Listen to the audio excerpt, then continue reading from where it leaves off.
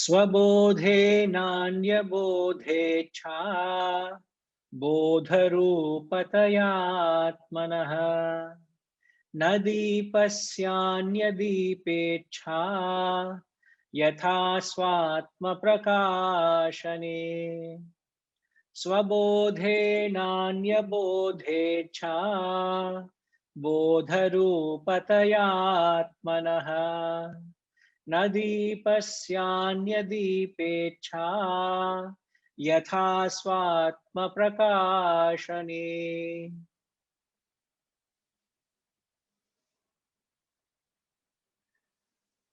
Atman being knowledge itself needs no other knowledge to illuminate, just as light needs no other light to illuminate. So beautiful example, isn't it? Swabodhe na anya bodhecha bodha rupataya. As the nature of Atman is knowledge, bodha rupa. Rupa is nature, bodha is knowledge. The very nature of Atman is knowledge itself. You don't need any other knowledge to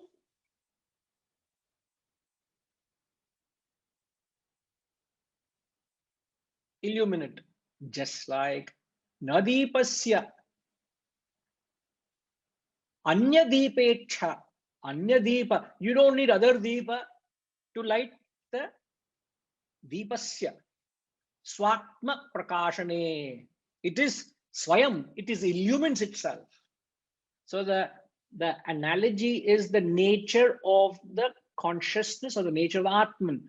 The nature of Atman or consciousness is exactly like the sun. The sun is self-effulgent. Exactly the same way the Atman illumines itself by itself. It doesn't need anything else to illuminate. So you don't need any other external luminary to illumine the sun.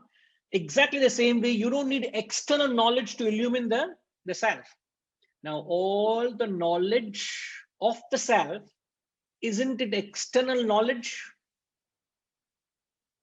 All the knowledge we're getting now, isn't it extraneous?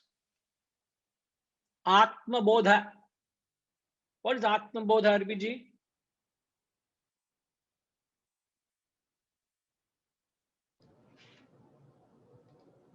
Knowledge of the self. He's saying the knowledge of the self cannot illumine the Atman. Means what? I guess only the Atman illuminates the Atman. Even the knowledge of Atman can't illumine the Atman?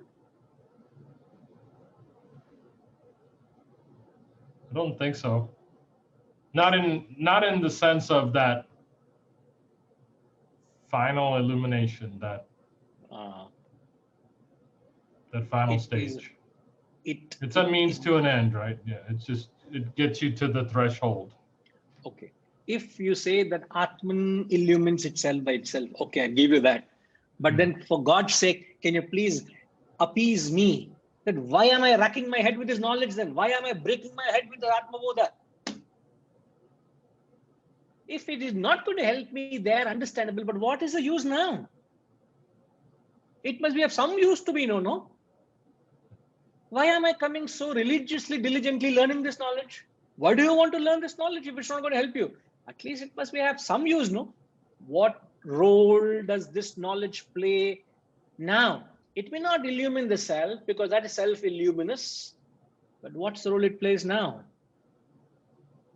So it provides you the path. It is the means to that end. It, based on the Shastras and the knowledge and wisdom of sages, it provides that path for you, for the true seeker, the one that appreciates that there's something else, there's something more. This is just a pointer. This is a guide. because you can't rationalize, the human intellect cannot rationalize the self until it becomes the self. I grant that. As a text says, that's granted. It can't give you that self-illumination.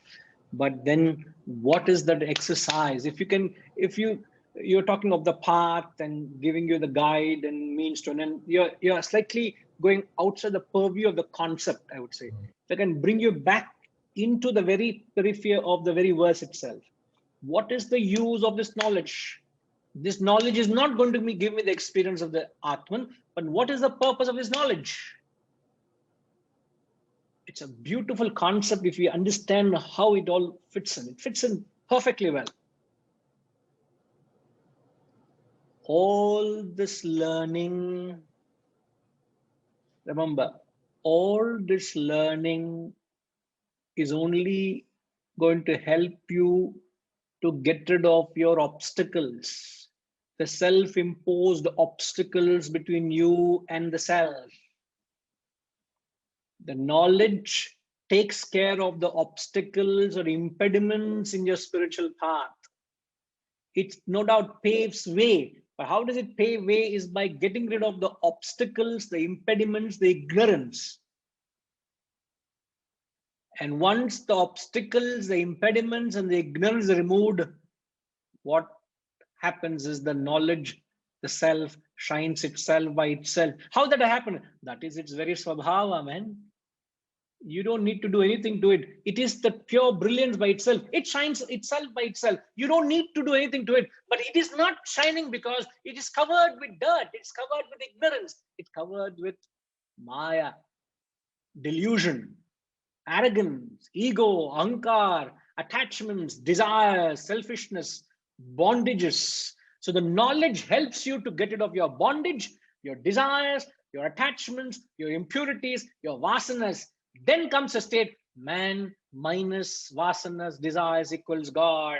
So the knowledge takes care of the impurities, the vasanas it takes care.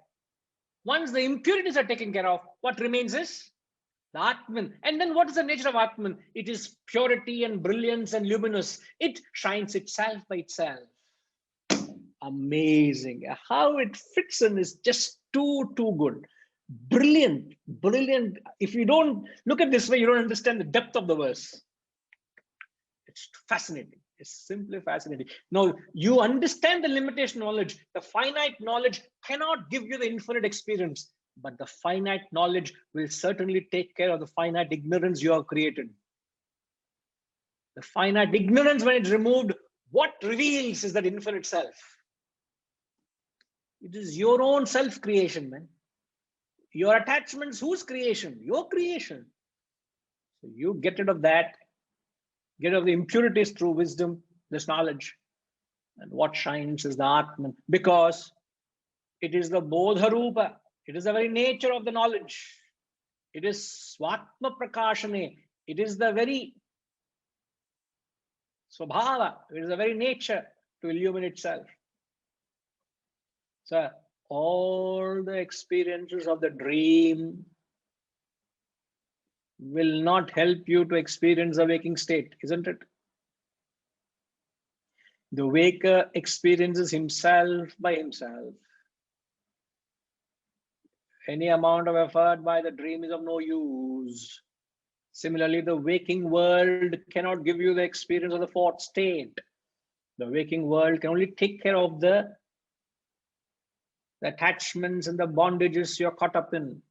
Once you take care of the impurities, you get to the self. And lastly, we give the example often given in the context is you take a brass container. A brass container is tarnished, so you find it is not shining. But when you clean it with an external agent, you put a brasso, or you put, what do you put that one?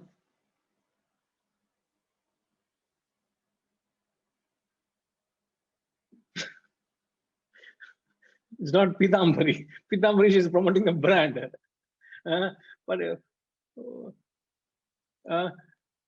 the kitchen term, tamarind, correct. You put tamarind or you put Pitambari, or perhaps so you put some agent and you scrub it. Now, why she is saying Pitambari is because, the last Karma day, our lady Rajima was putting Pitambari and rubbing the brass vessel in the center.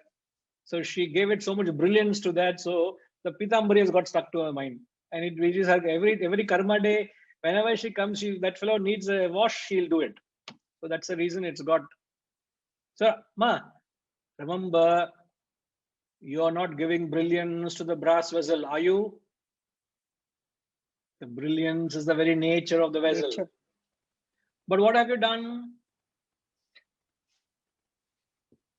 Remove the tarnish from the vessel, from the metal. Removed the tarnish from the metal, allowing the nature of that vessel, the brilliance to shine itself by itself.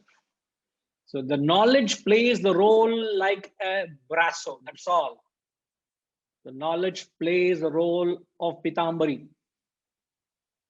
The knowledge plays the role of tamarind, just helping you to scrub you inside out. And the job of a guru is not to pacify your ego, but to knock off your ego, scrub you, churn you, put you through tapas and sadhana so that the spiritual dirt goes out, leaving you with nothing but the self to shine through the glorious truth. So just as light needs no other light to illuminate, Atman, being knowledge itself, needs no other light to illuminate. It's fascinating. It's very, very a beautiful concept. So the more you remove your ignorance, the more the knowledge shines through. Right?